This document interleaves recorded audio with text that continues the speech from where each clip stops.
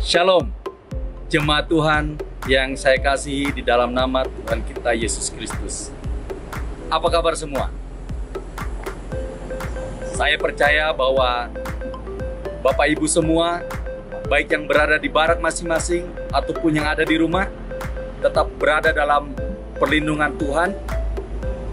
Dan kita patut bersyukur kalau pada saat ini kita masih diberikan kesempatan untuk hidup, untuk memuliakan nama Tuhan. Terlebih khusus pada saat ini, Tuhan masih memimpin kita untuk memperingati kemenangan yang Ia telah kerjakan bagi kita, yang membawa pengharapan dalam kehidupan kita. Bapak, Ibu, Saudara-saudara yang kasih dalam Tuhan, kita mengambil waktu sejenak, kita tundukkan kepala. Sebelum ibadah dimulai, kita akan berdoa. Dan doa pembukaan akan dibawakan oleh Bapak Pendeta Johnson Yo. Bapa di sorga, kami naikkan syukur dan terima kasih. Engkau beri kami kesempatan untuk berbakti hari ini. Terima kasih Engkau memberikan putramu Yesus yang sudah mati dan bangkit kembali. Kami peringati kebangkitannya pada hari ini. Kami serahkan seluruh ibadah ini dalam tangan-Mu. Tuhan, sertai kami dari awal hingga selesai. Anak-anak-Mu mengikuti ibadah ini dari rumah. Tetapi kami tahu bahwa itu tidak mengurangi nilai persekutuan. Sebab Tuhan Yesus berkata, di mana 2-3 orang berkumpul atas namaku, aku ada di tengah-tengah mereka. Terima kasih Tuhan.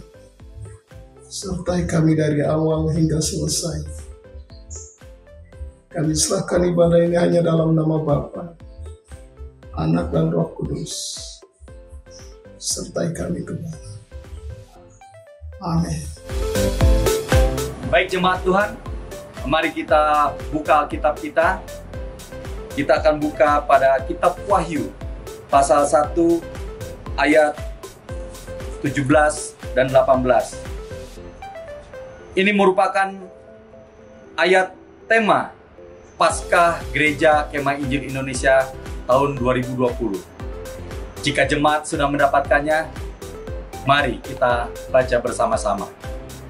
Wahyu pasal 1 ayat 17 dan 18. Demikian firman Tuhan.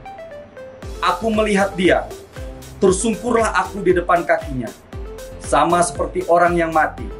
Tetapi ia meletakkan tangan kanannya di atasku, lalu berkata, jangan takut, aku adalah yang awal dan yang akhir, dan yang hidup. Aku telah mati, namun lihatlah, aku hidup sampai selama-lamanya, dan aku memegang segala kunci maut dan kerajaan maut. Jemaat Tuhan yang terkasih, kita sungguh bersyukur karena Tuhan telah membuktikan dirinya dan menang atas maut. Mari jemaat Tuhan, kita bersama-sama bersuka karena Tuhan kita telah bangkit. Hari inilah Yesus sudah bangkit. Haleluya.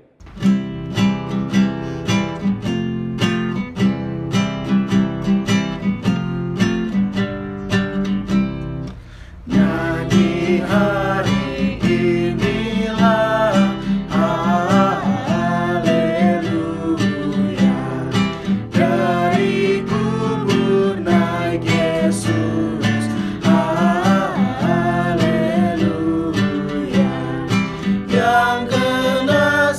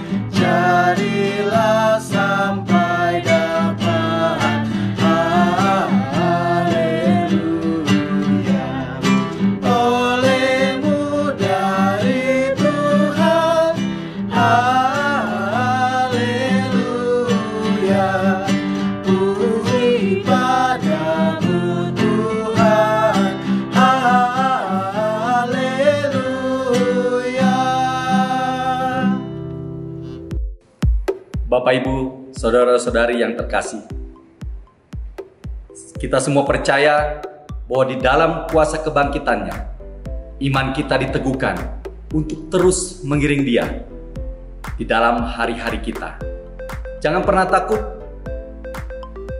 baik masalah, pergumulan, kesulitan-kesulitan yang kita hadapi, karena Ia telah bangkit dan hidup. Ada harapan akan hari esok untuk kita.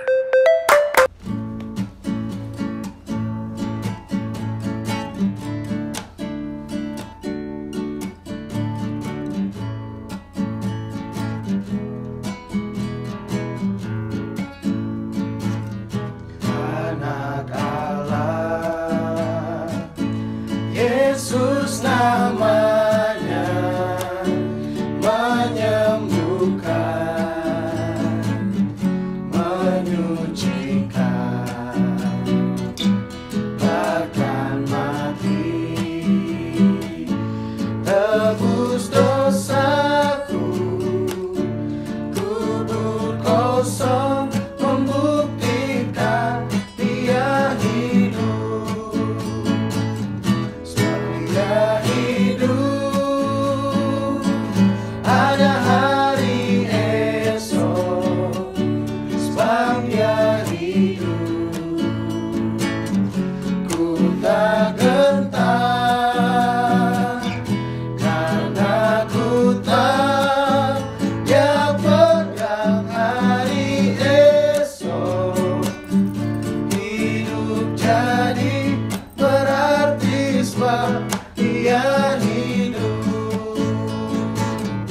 Anak Allah, Yesus namanya, menyembuhkan, menyucikan, bahkan mati, tebus dosaku, kubur kosong membuktikan Dia hidup. Sebab Dia hidup, ada hari esok. Sebab Dia hidup,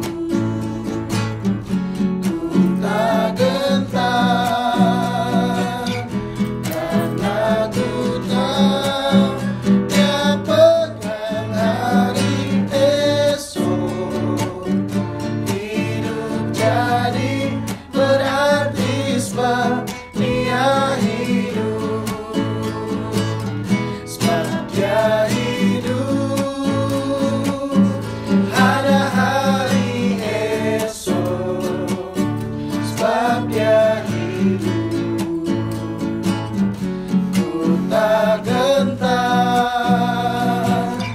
karena ku tahu Dia pegang hari esok. Hidup jadi berarti sebab Dia hidup. Hidup jadi berarti sebab Dia hidup. Hidup jadi berarti sebab Dia hidup.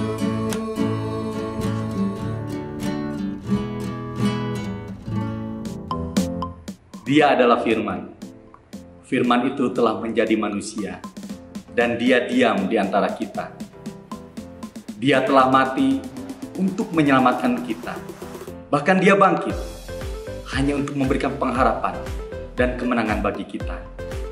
Jemaat yang terkasih, mari kita siapkan hati kita, pikiran kita untuk masuk dalam perenungan Paskah saat ini. Pelayanan firman Tuhan akan dilayani oleh Bapak Pendeta Johnson Yopi. Mari kita siapkan hati.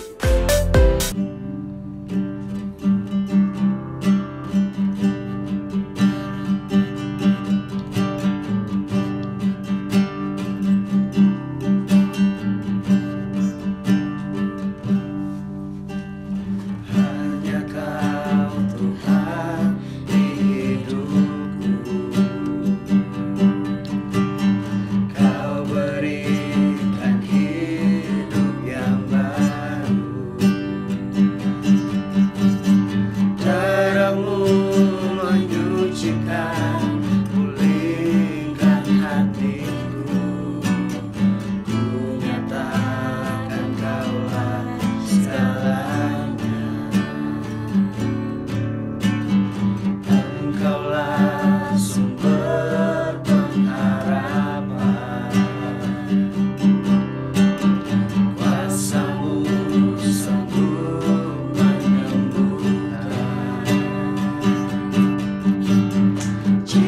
aku pun berserah hanya kepadamu. Yesus, Kaulah segalanya.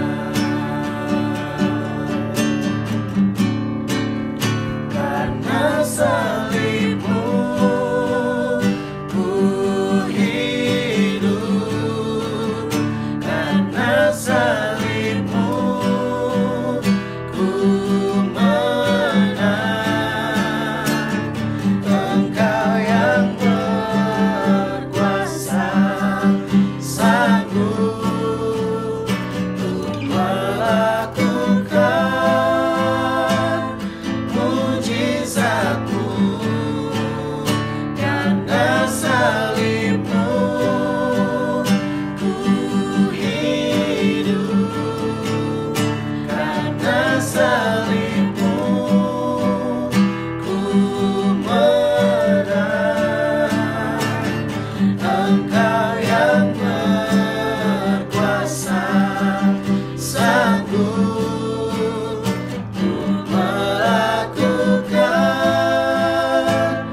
mujizatmu di hidupku.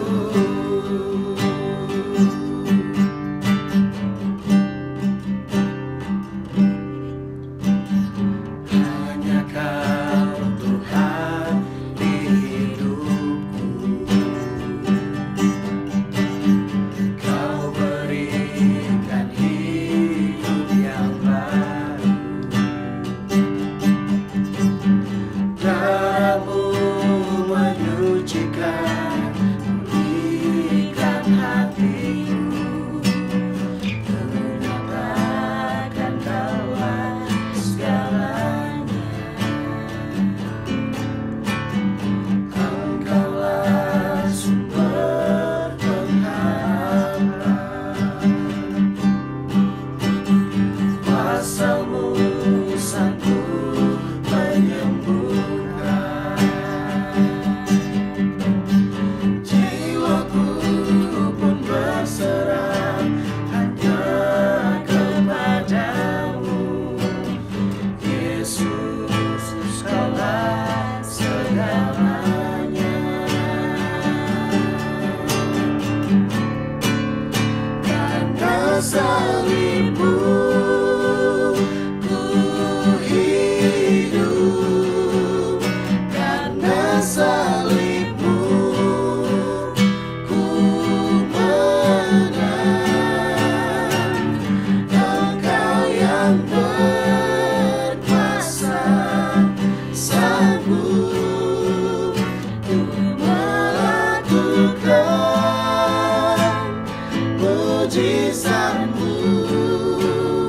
Karena salibmu ku hidup, karena salibmu ku menang. Engkau yang berkuasa, sanggup untuk melakukan mujizatmu di hidupku.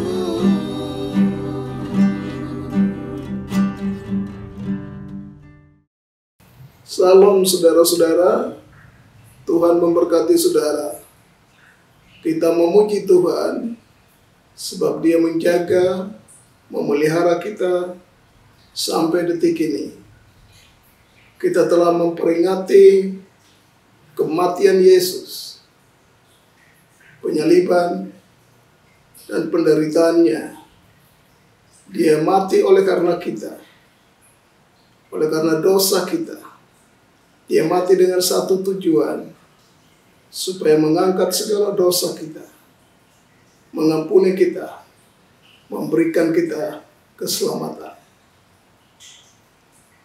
Saat ini kita akan bicara sedikit tentang kebangkitannya. Karena kebangkitan Yesus adalah satu mujizat. Karena tidak semua pemuka agama yang sudah pernah hidup, mati, dan bangkit kembali. Hanya Yesus. Sesudah kematiannya, dia bangkit pada hari yang ketiga. Mari kita tunduk kepala kita berdoa. Bapa di sorga, kami naikkan syukur kepada Tuhan. Karena kami punya kesempatan sekali lagi dalam tahun ini memperingati kematian dan kebangkitan Kristus. Kami tidak tahu berapa lama kami akan hidup sebelum kedatangan Yesus. Tetapi ingatkan kami sekali lagi bahwa penderitaan di atas kayu salib tidak percuma. Penderitaan itu bagi kehidupan kami, bagi masa depan kami bersama dengan Kristus di sorga. Berbicaralah kepada kami di dalam nama Yesus. Amin. Saudaraku, saya akan membaca beberapa bagian dari firman Tuhan yang berbicara tentang kebangkitan Kristus.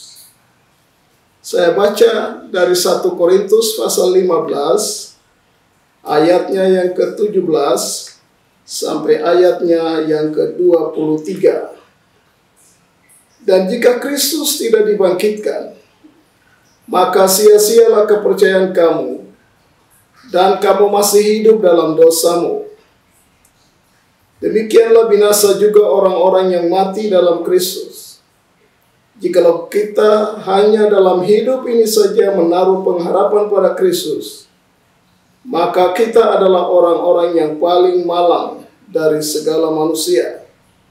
Ayat 20, tetapi yang benar ialah bahwa Kristus telah dibangkitkan dari antara orang mati, sebagai yang sulung dari orang-orang yang telah meninggal. Sebab sama seperti maut datang karena satu orang manusia, demikian juga kebangkitan orang mati datang karena satu orang manusia. Karena sama seperti semua orang mati dalam persekutuan dengan Adam, demikian pula semua orang akan dihidupkan kembali dalam persekutuan dengan Kristus.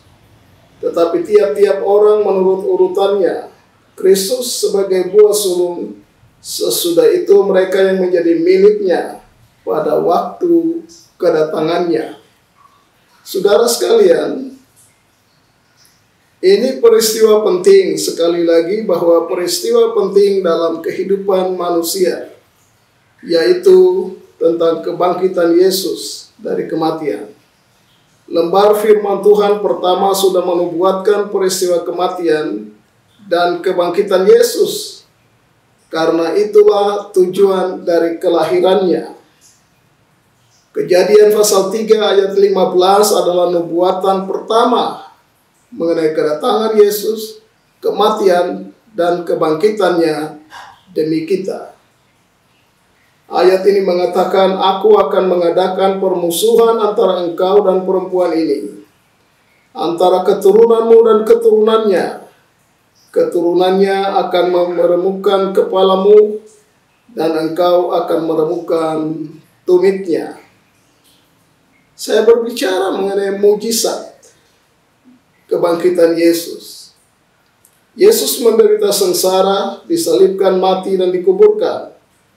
Tetapi pada hari yang ketiga, ia bangkit dari kematian.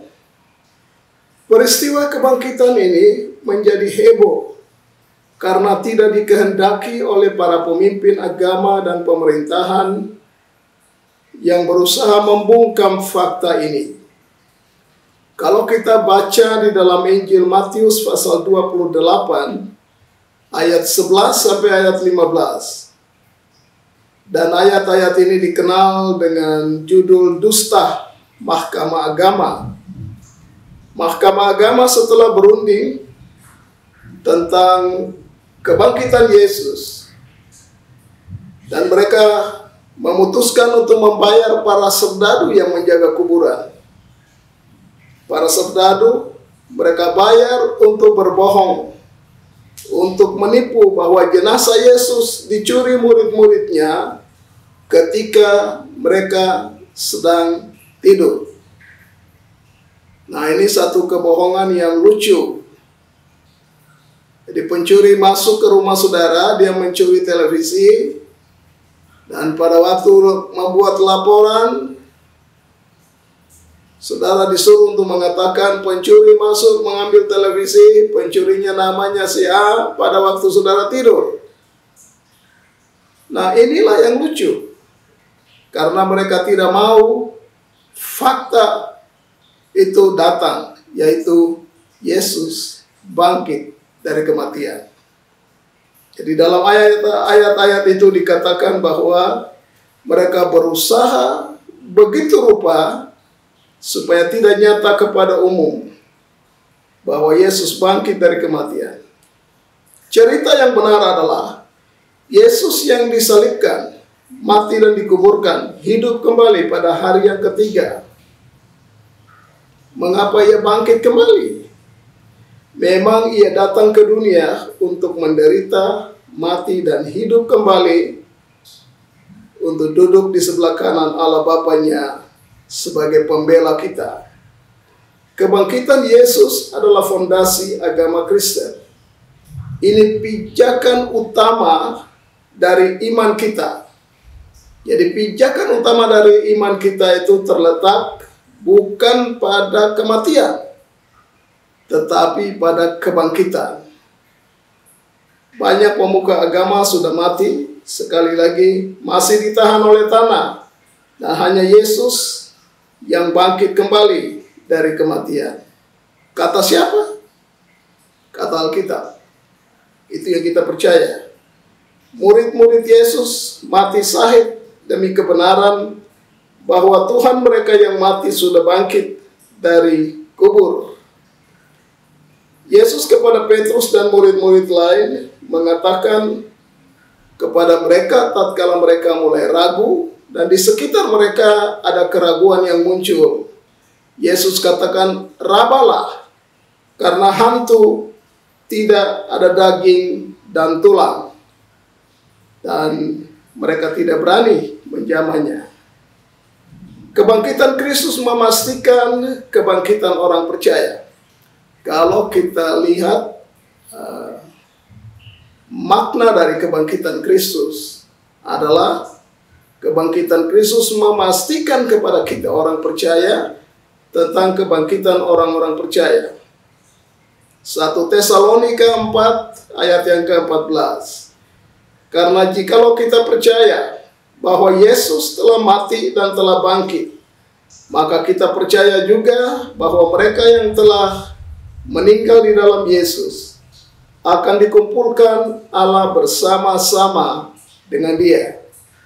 Itu satu kepastian yang menjamin kebangkitan orang percaya. Dalam Lukas pasal 24 ayat 26, kata Yesus kepada mereka, ada tertulis demikian, Mesias harus menderita dan bangkit dari antara orang mati pada hari yang ketiga, dan lagi dalam namanya berita tentang pertobatan dan pengampunan dosa harus disampaikan kepada segala bangsa mulai dari Yerusalem. Dikatakan oleh Lukas bahwa hal itu perlu. Jadi saudaraku yang kekasih, mari kita memastikan dalam hidup kita bagaimana kita harus menata kehidupan iman kita. Kehidupan rohani kita harus kita pastikan Yesus sudah mati di atas kayu salib. Dia bangkit kembali dari kematiannya dan dia menjadi juru selamat kita pribadi. Pastikan hidup kita ada di dalam tangan Dia. Pastikan jika Ia datang menjemput kita malam ini, kita sudah siap. Kita sudah siap untuk Dia angkat ke awan-awan kemuliaan. Nah, kiranya pelajaran singkat ini menolong kita untuk memahami bahwa Kristus yang mati dan bangkit adalah jaminan juru selamat kita. Tuhan berkati saudara.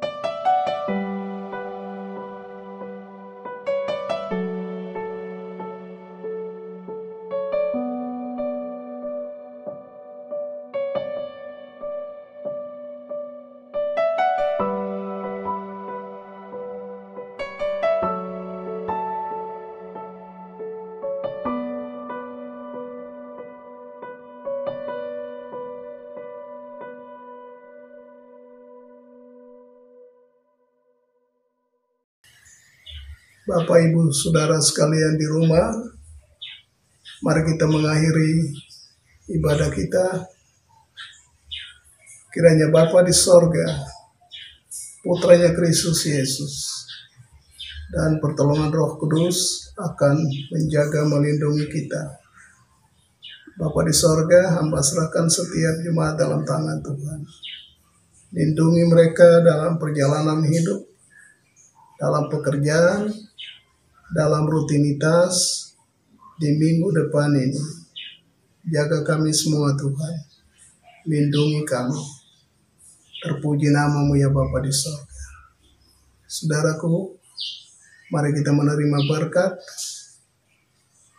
Kiranya Bapa di sorga, Putranya Kristus Yesus, pertolongan Roh Kudus akan menjaga, melindungi, memelihara saudara, mulai dari saat ini, turun-temurun, sampai Maranatha, Yesus datang.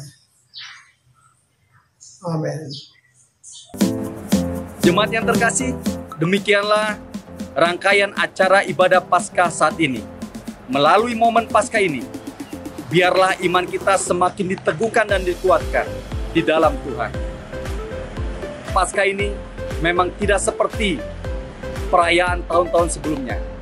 Tetapi saudara yakin dan percaya bahwa Tuhan tetap menyertai kita sampai Dia datang dan menjemput kita. Saya undur diri, sampai berjumpa pada ibadah-ibadah mendatang. Tuhan memberkati. Shalom.